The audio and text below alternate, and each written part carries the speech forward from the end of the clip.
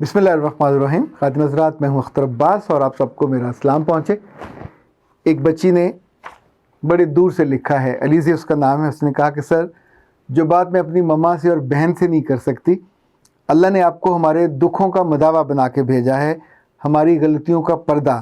اور جو کچھ غلطی ہم سے ہو جاتی ہے، آپ ہم کو شرمندہ کرنے کی بجائے ایسے سمجھاتے ہو جیسے کوئی بچیوں کو سمجھاتا ہے، اور دل اس غلطی کو ماننے پہ آسانی سے آمادہ ہو جاتا ہے. پھر اس نے کہا کہ میں ایک انوسنٹ کہیں یا بیوقوف کہیں، ایک ایسی لڑکی ہوں جس نے اپنی دوست کے کہنے پہ اس نے مجھ سے کہا جب تم کو سٹریس ہو تو سٹریس میں ہمیشہ فزیکل آرگزم حاصل کرو، اور اس کے لیے کچھ اور نہیں کرنا پڑے گا، ڈونٹ فنگرنگ، اور تم سمپل ربنگ میں چلے جاؤ. اینڈ دین شی سیڈ کہ آئی ایم ان اٹ. اور مجھے نہیں پتا تھا کہ اس کا میرے جسم پہ کس قدر برا اثر ہوگا. ابھی نہ صرف مجھے ساتھ یہ مسئلہ ہو گیا ہے کہ یہ آرگزم آٹو پہ چلا گیا ہے، یعنی جو ہی میرا جسم ٹچ ہوتا ہے کسی بھی چیز کے ساتھ تو نہ صرف گیلا پن مشکل رہتا ہے، وائٹ ڈسچارج ہوتا ہے، آئی ایم سو انکمفرٹیبل. اور سب سے برا یہ ہو رہا ہے کہ جو میرا پیوبک ایریا ہے وہاں پہ ٹنگلنگ شروع ہو گئی ہے. خواتین حضرات، جب ہم نے کچھ ماہ پہلے اس موضوع پہ بات کی تھی، جب ایک بچی کے ریفرنس سے، تو مجھے واقعتاً نہیں اندازہ تھا کہ اتنی ساری بچیوں کو اس غلطی کے بعد وہ اس کا خمیازہ بھگت رہی ہوں گی. انفیکٹ اس میں سے بیشتر بچیاں کسی غلطی یا گناہ کی نقطہ نگاہ سے انہوں نے اس میں انڈلج نہیں ہوئی. کسی نے اپنی کسی دوست کے کہنے پہ کہ اٹس دا ایزیسٹ وے، کسی نے کہیں کوئی چیز دیکھنے کے بعد اپنے وجود کے ساتھ کھیلنا شروع کیا، اور اس کے نتیجے میں اب جس وہ ڈپریشن کا شکار ہیں، جس انزائٹی کا شکار ہیں، اور خاص طور پر اپنے جسم کے معاملے میں جو ان کو فزیکل پریشانی ہو رہی ہے، وہ اب ان کے سامنے ایک بڑے مسئلے کے طور پہ سامنے آ رہی ہے. اور یہ مسئلہ ایسا ہے کہ جو ان کی آنے والی زندگی پر بھی اثر انداز ہوگا، اور بہت شدت سے اور شدید انداز میں. ہم اس پہ بات کریں گے، اور اس سے پہلے آپ کی کچھ تازہ چیزیں، اور خاص طور پہ جو ہمارا موضوع تھا مائنڈ ضرور کیجیے گا تاکہ آپ غلطی سے بچ سکیں. یہ اس پہ کچھ کمنٹس ہیں. ماشاءاللہ سر، آپ میرے لیے ایک امید کی طرح ہیں. یہ شازیہ مبارک نے لکھا ہے، میں جس بات کی وجہ سے پریشان ہوتی ہوں آپ اسی بات پہ مشورہ دیتے ہو اور اس کا حل بتاتے ہو. مجھے لگتا ہے کہ میرے رب نے آپ کو خاص میرے لیے بھیجا ہے. اللہ پاک آپ کو ہمیشہ خوش رکھے اور اسی طور پہ ہماری انگلیاں پکڑ کر ہمیں رہنمائی کرتے رہیں. شادیہ بیٹا بہت شکریہ. محمد یحییٰ نے لکھا ہے کہ موضوع دیکھ کر مسکراہٹ میرے چہرے پہ آ گئی اور باتیں سن کر زندگی بہت سنجیدہ سی لگی. ماشاءاللہ بہت پیارا رنگ پہنا ہے. یہ نتاشا خانے کا، نتاشا کو موضوع اچھا نہیں لگا، انہیں رنگ پیارا لگا. اور آپ کو اللہ پاک ہمیشہ ایسے ہی کامیاب و کامران رکھے. علی حمزہ تارڑ، انہوں نے لکھا ہے کہ اللہ پاک آپ کو اور نوازیں، آپ ایک دیے کی مانند ہیں اور جو ہمیشہ دوسروں کی زندگی میں روشنی لاتا ہے. عریفہ شہزادی نے لکھا کہ سر آپ کی باتیں بہت اچھی ہوتی ہیں. جن لڑکیوں میں برداشت ہوتی ہے ان لڑکیوں کے گھر کم ٹوٹتے ہیں اور ان کی زندگی خراب نہیں ہوتی. یہ وہ بیہیویئر ہے جو زندگی کو پرسکون بناتا ہے. یہ عریفہ کا جو ہے ریڈنگ ہے. اور عائشہ شاہ نے لکھا ہے کہ بہت خوبصورت، ماشاءاللہ آپ نے بالکل صحیح کہا. اور ذکریہ خان نے لکھا سر میں بہت خوش نصیب مانتی ہوں خود کو. اس کا مطلب ہے مسز ذکریہ خان ہوں گی. اور میں ان میرڈ ہوں اور آپ کی ویڈیوز بہت شوق سے دیکھتی ہوں. آپ کو سچ کہوں تو سر میری اتنی خواہش ہے کہ اب میرا دل شادی پہ آمادہ ہے، چونکہ مجھے لگتا ہے زندگی بہت خوشگوار اور اچھی گزرے گی. اتنی اچھی باتیں میں نے سیکھ لی ہیں. اچھا جی، اب آتے ہیں علیزہ کے سوال کی طرف. وہ ساری بچیاں جن سے زندگی میں یہ کبھی غلطی ہوئی اور کسی کے کہنے پہ یا اپنی حماقت سے، بیٹا غلطی کا انسان کو جب اندازہ ہو جائے فوراً پلٹ جانا چاہیے. غلطی ایک ایسا مومنٹ ہوتا ہے جو آپ کے لیے یا تو بالکل زوال میں لے جاتا ہے یا آپ کو واپس موڑ کے بہتری کی طرف لے جاتا ہے. اور یہ خوشبخت لوگ ہوتے ہیں جنہیں اپنی غلطی کا خود احساس ہو جائے. یاد رکھیے انگریزی میں کہا جاتا ہے کہ عقل مند وہ ہوتا ہے جو اپنی غلطی خود پکڑے، خود پہچانے، اس کو ٹھیک کر لے. احمق وہ ہوتا ہے کہ جس کی غلطیاں پھر دوسرے پکڑیں اور وہ اس کو جبر سے منواتے ہیں اور اس کی زندگی میں بہتری لے کے آتے ہیں. रबिंग का मसला मर्दों में हो या बच्चियों में हो, औरतों में हो, दोनों सूरतों में याद रखिएगा आपके जिस्म को तबाह बर्बाद करके रख देता है।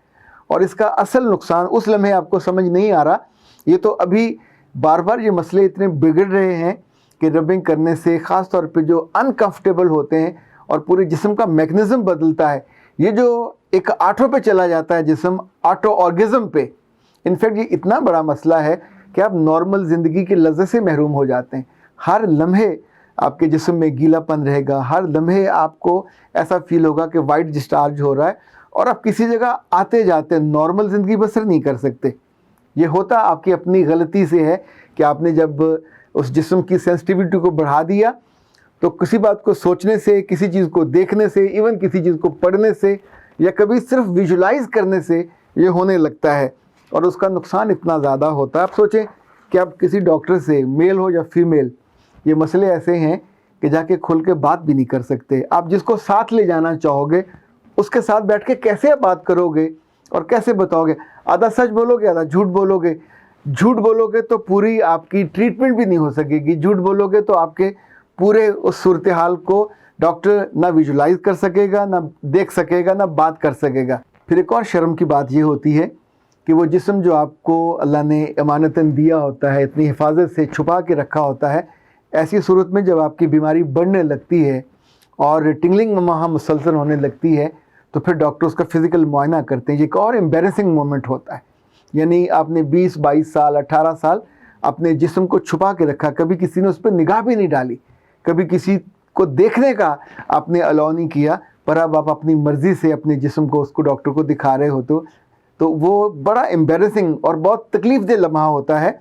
इनफैक्ट उससे बचने के लिए और इस सारी एम्बेरसमेंट से बचने के लिए भी ज़रूरी होता है कि आपको अपने वजूद पे, अपने ख़यालात पे, इवन जिन बच्चियों को अभी इस बात का इल्म हो जाए तो वो अभी से तहैया कर लें कि ज़िंदगी में कभी ये गलती नहीं करनी। ख़ास तौर पे जब आप अकेले कमरे में होते हो, चैटिंग कर रहे होते हो, तरह तरह की चीज़ें देख रहे होते हो, अपने लिए हद आप ख़ुद मुकर्रर करें। जिस लम्हे आप अपनी हद ख़ुद तय कर लोगे, दुनिया की कोई ताकत, कोई फ़र्द, कोई लड़की भी आपको बेवकूफ़ नहीं बना सकेगी और ना आपको मजबूर कर सकेगी उस गलती और उस ब्लंडर की तरफ कि जिस पे आप इंडल्ज हो गए, जिसमें आप इन्वॉल्व हो गए और अब आपको दिक्कत का सामना है। एक तो ऐसे तमाम बच्चियां फ़ौरी तौर पे किसी न किसी डॉक्टर से रब्ता करें और डॉक्टर उसका जानने वाला नहीं होना चाहिए। फ़ीमेल डॉक्टर तो ज़्यादा अच्छा है। दूसरा, वालिदैन से मैं ये कहना चाहूँगा, अल्लाह के रसूल की जो बात है वो कमाल खूबसूरत बात है कि जब बच्चियाँ बड़ी हो जाएँ तो उनकी शादी की जल्दी करनी चाहिए। अगर शादी में आप तख़ीर कर रहे हो बग़ैर किसी वजह के या वजह के साथ, तो फिर अपनी बच्चियों की प्राइवेसी पर निगाह रखा करें। वक्तन फ़क्तन आते जाते उनके कमरों में उनके साथ उनको देखा।